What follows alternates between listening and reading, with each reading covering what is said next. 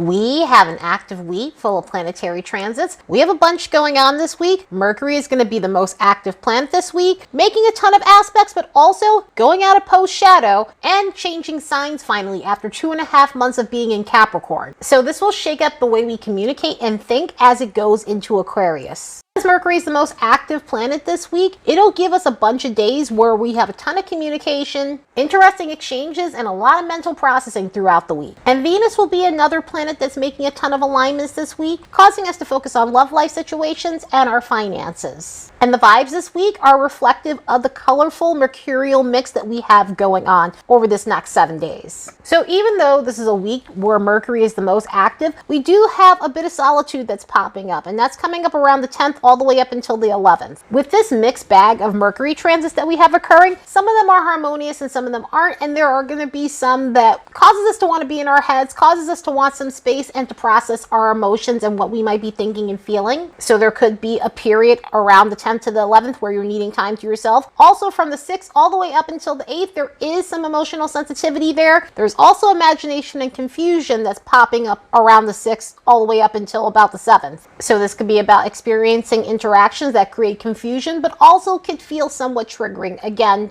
because of the mixed bag energy we have going on this week, it can bring about some social exchanges that are a little uncomfortable. Psychic energy and family and friends pop up around that time that emotional sensitivity and imagination and confusion are showing up on the graph. So this could be a time where you're more sensitive to energies than typical. You could feel more intuitive than typical, but also feel as though you're picking up other people's energies. This can revolve around family and friend situation. Romantic energy will be present from the 6th to the 8th, and with all that Venus stuff, there are some flirty exchanges. Again, with the mixed bag week like this, we have some social exchanges that are pleasant, but we also have some that might be a little bit uncomfortable. But either way, this could be a time where intimacy and passion is off the charts. And of course, with the mercurial week such as this one, we have mental energy that's occurring from the 9th all the way up until the 11th. So this could be a week where, again, we're in our heads, sometimes for stressful reasons, but other times we're just experiencing eureka moments, especially once Mercury goes into Aquarius. It's going to be like this sudden aha moment for situations that seemed unsolvable. And by the 12th, psychic energy pops back up. There's only a smidge of it, and also some ambitious energy. The weekend, particularly Sunday, is going to be a mixed bag day where you might feel active one moment, but your moods may fluctuate as a result of a Jupiter-Neptune situation occurring. That can make for a very interesting day. So yeah, this is going to be a fascinating week for sure. Let's look at the next bunch of days and see what we can expect. As a reminder, don't forget to like and subscribe because it helps this channel grow.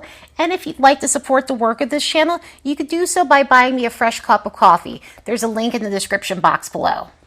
On the 6th, Mercury will make a sextile to Neptune, and this is part 3 of the sextile series between Mercury and Neptune. The first time we had it was around Christmas Eve, then we had it on January 1st, and now we're getting that third hit, and that third hit happens to be a post-shadow alignment, so this should help us understand things that were occurring on those dates I just gave. But here's the thing about this alignment. It's a constructive version compared to some of the other transits that we had going on during the Mercury retrograde. And with this one, it's more so about getting connected with your high vibrational self. It's about getting connected with your spirituality. It's about having deep conversations. It's also about reconnecting with creativity and even getting connected with your intuitive abilities after a period of being psychically disconnected. So this could have been a period of rediscovering these things about yourself or gaining a more grounded practice around these scenarios. And with this alignment, all that psychic energy we were seeing on the graph in the beginning and imagination and confusion, some of that could be with us on that day. The reason why the imagination and confusion comes up with Mercury and Neptune is even though this is a harmonious alignment, sometimes Neptune makes things vague. And so there may be something intuition-wise where you're getting a hit on something, but you're not necessarily sure, or you're just feeling uncertain about what you might be feeling at the moment, or just unable to distinguish if you're picking up someone else's energy or if this is your energy you're currently feeling. From the 6th to the 8th, we have nothing but Venus alignments occurring. Venus is going to make a sextile to Chiron on the 6th, and with a configuration like this, we can come to the realization that we need to heal from self-worth issues regarding relationships and finances. This alignment highlights where we need to start recognizing where we're being overly sacrificial in relationships and why we need to value ourselves more, because this is coming at a cost us in terms of our time and our self-worth, our self-esteem. So overall, these things are affecting how we feel about ourselves. Venus. So what this does is it gives us an opportunity to course correct on some of those relationships. I'm not saying that that's going to happen overnight, as I always do when I see these complicated relationship things or things to do with money or anything complicated at all, personal life wise or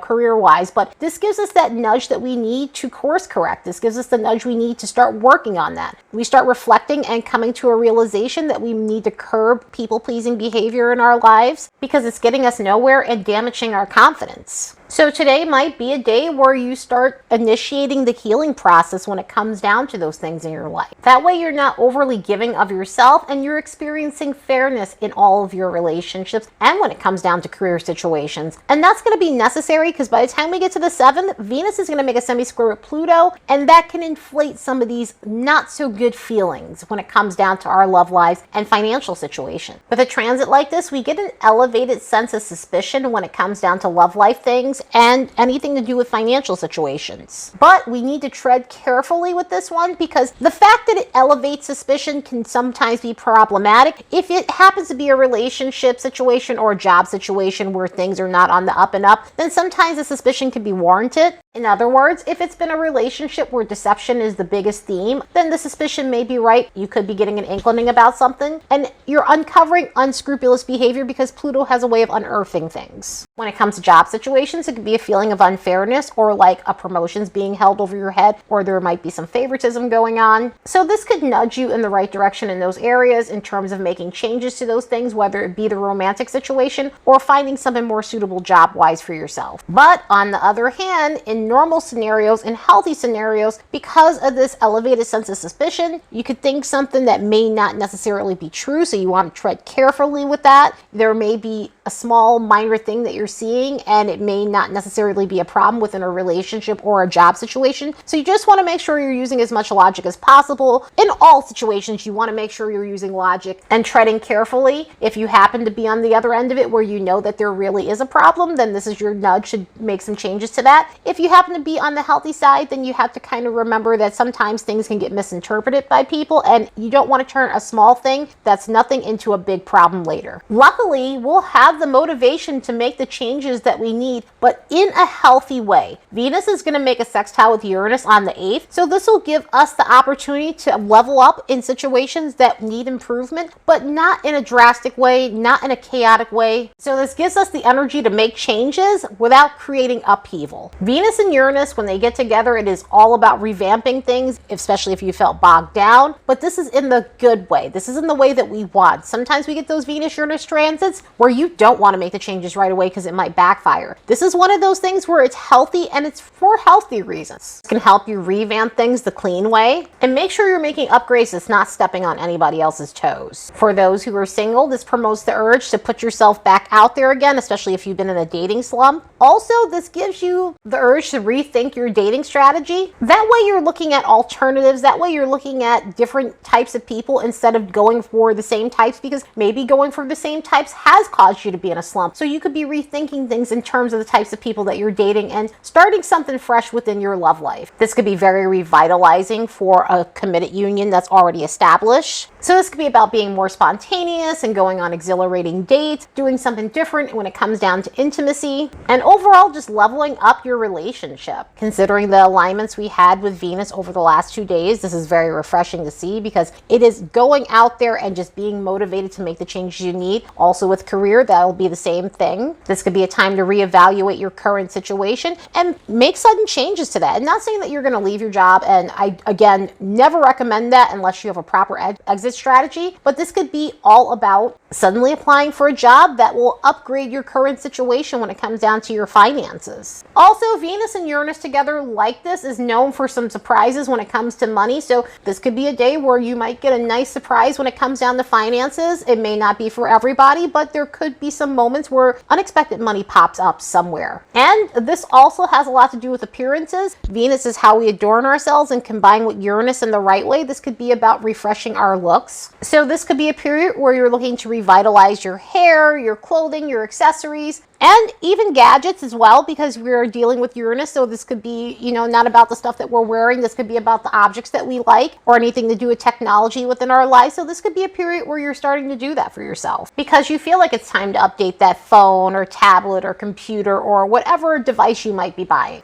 And let's hope that that upbeat tone carries us through, because for the next couple of days, we've got some Mercury transits. Mercury is going to make a semisextile to Saturn on the 9th, and also a sesquiquadrate to Mars on that same day. And these are both post-shadow alignment. The Mercury semisextile Saturn situation is a little weird because there's some overlap. Mercury went out of shadow around the 7th. However, sometimes we have these overlapping alignments that come out a couple of days after the post-shadow with any retrograde. We're going to have something like that with Mars as we get to the 25th of March as well. But with an alignment like this, we could revisit situations from December 23rd, January 3rd, and January 14th concerning communication that lacked empathy, that lacked warmth, or situations where we were feeling like we were in our heads and felt cold and distant and were gloomy and just didn't want to deal with people and wanted time to ourselves, wanted to be to ourselves. There are some days where you just don't want to talk to anyone, and so this could bring up those situations. What it does, since it is a post-shadow alignment though, is we address these situations with the people we might be dealing with, or people who are dealing with us, and clarify the situations on why we might not have been as present or why they might not have been as present. Sometimes people aren't distant because of you. Sometimes people are distant because of the way they're feeling about themselves, and they could be having a bad day where they're just not open to people. And if you're feeling like that, it takes a lot of energy to be social. And so this could be a situation where you're clarifying things with someone and realizing that the issue wasn't with you, but more so whatever was going on with them on that particular day, on those particular days. That same day, Mercury's making a sesquiquadrate with Mars, and we've seen so many variations of this alignment. Mars and Mercury have been doing a dance with one another since September for the Mars retrograde series, because this ties into the Mars retrograde series and somewhat the Mercury retrograde that we had in Capricorn, also the Mercury retrograde from September. But some of these dances were harmonious and some weren't so harmonious. And this is part of that series where it just wasn't harmonious. So this could bring up issues that you've had communication-wise with people since the month of September. And this acts differently than the one we had with Saturn. This has a lot to do with aggression, passive aggressiveness, speaking up when you need to, learning how to curb your mouth, and by that, learning how to speak to others without being belligerent, and any other problematic communication issues to deal with anger. So if there's been an ongoing heated exchange with others, this could be a time to address them. If something was building up over the retrograde and needed to be said, this could be your time to speak your truth. This could be a time to stand up for somebody because you've been seeing a buildup of a situation and you're getting sick of it. Or this could be a time where you're shutting down people who are trying to get a reaction out of you. In other words, shutting down those who are looking for a confrontation. And the reason why this is coming up this way is because it is a post-shadow alignment, so we have more resolution when it comes down to that. Sometimes the resolution isn't the most comfortable because we're dealing with Mars coupled with Mercury, so it makes for some really obnoxious and uncomfortable exchanges, but it gets resolution and it gets the job done from whatever might have been lingering around the retrograde. And by the 10th, we might get to the root of the problem because Mercury's making a conjunction with Pluto. What's lovely about this is it is a sophisticated way to communicate with people. It's a sophisticated way in the sense where we're able to have profound exchanges with others. So our communication with others is deep, it's analytical, and it's being able to speak the truth in a way that doesn't come off wrong, also in a way that doesn't necessarily provoke other people. This is great for resolving deep-rooted issues. So if something has been brewing for a while, this is going to be the alignment to fix it. Some of the reasons for this is this alignment is great for self-analysis. It's great for self-awareness. It's great for seeing where we might have been the problem or assessing a situation and dissecting it for what it is and being comfortable with that. Even if it is a little uncomfortable, it's about getting to the bottom of things and understanding those complexities. So it's helpful in transforming the way we think and the way we communicate with others. So hopefully it clarifies some of the edgy energy from the last bunch of days. At 3:22 Pacific on the 11th, Mercury enters Aquarius, and this is so necessary and so needed at this point. Mercury was in Capricorn for far too long, and so now we get a nice tone when it comes down to the way we think and communicate. And by nice tone, less heavier than it is in Capricorn. When Mercury enters Aquarius, we get a nice mental power up. We get excited about the possibilities for the future. We get excited about advancement in our life. And if we've been in a mental rut, this really helps in terms of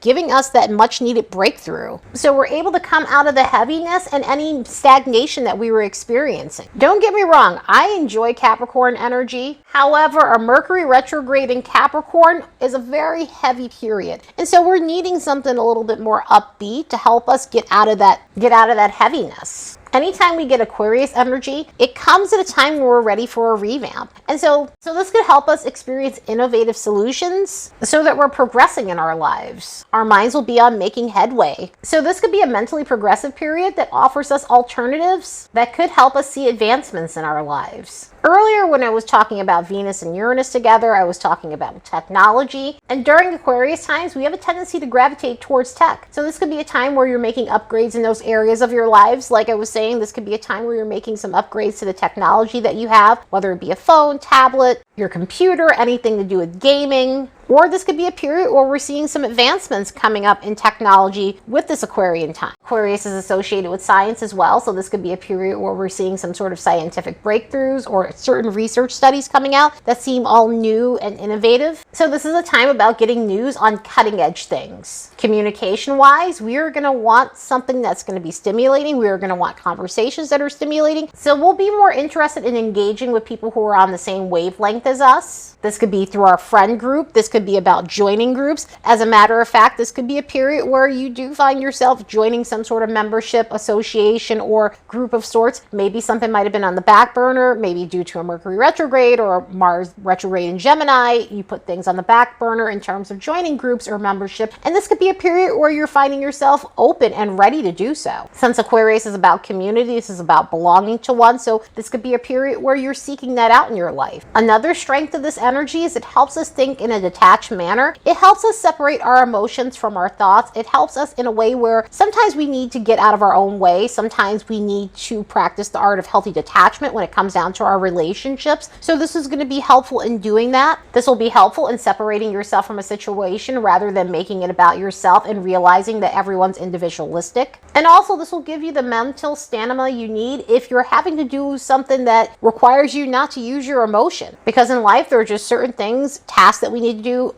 message that we need to deliver that can't be muddled with emotional stuff. Now, that can be a neutral expression within this energy because as we get to the lower vibration, yes, there could be heavy doses of detachment within this energy. We need to be detached at times as long as we're practicing healthy detachment, but there are times where we can be so disconnected that we've alienated ourselves from other people, so we have to be aware of that within this energy. Also in this energy, since we aren't feeling our feelings as much, there's a tendency to disassociate from ourselves. There's a tendency to disassociate from our bodies or communication. So if we're not wanting to deal with someone, we may find ourselves disengaging more than typical. And even if we aren't disengaging, we have to be aware of coming off too aloof because this energy could be very aloof in that way. And again, that comes back to that coldness that you kind of get with this. And if we are engaging with groups, we have to be aware of groupthink when it comes down to this energy. Even though Aquarius energy is about individuality within the group, sometimes the group can become hive-minded. So you just want to make sure if there's any affiliations or associations or anything like that that you're with, that you're thinking for yourself and you're not necessarily falling into that hive mind mentality. Other than that, Mercury in Aquarius is great for having a mental upgrade, which is so needed. And,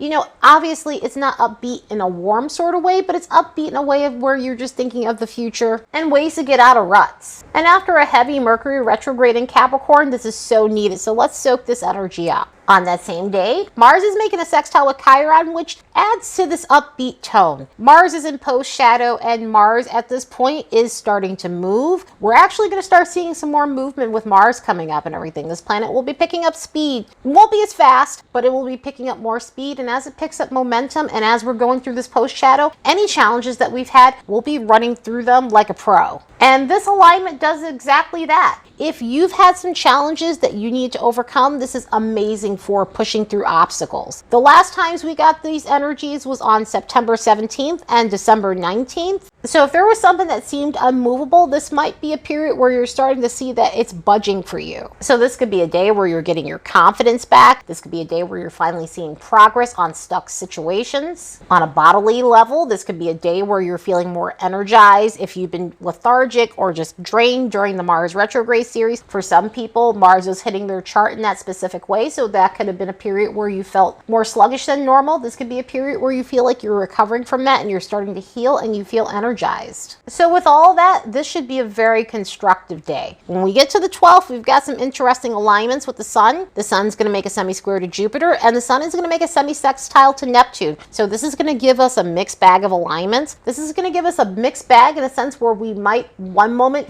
have unjustified confidence about things, and the next moment feel deflated ego-wise. When the sun and Jupiter get together, it tends to inflate our sense of self. When the sun and Neptune get together, it can deflate that sense of self. So it's a really weird energy to have those two things going on with the sun. Hard alignments tend to do that. If these were easier alignments, it would be more jovial and just spiritual with the Neptune stuff, but this can create a day where we feel a little bit confused. On the positive end, we'll feel adventurous, we'll feel energized in some way, we'll want to go out and do stuff, we'll feel lucky, but I will definitely warn against doing anything that's overly confident, meaning basically anything that's too risky, because with that Neptune stuff, our perception can be blurry. Also with Jupiter stuff as well, because this is a hard alignment, and sometimes you go for the gold with Jupiter alignments with the sun, and it's not the right timing. So this could be a sense of bad timing when it comes down to things, especially if you're dealing with a pumped up ego and some mental fog. So yeah, what a week, what a mixed bag of alignments, and it should be anything but boring. Anyway, I hope you all have the best week ever later, and see you in the next episode.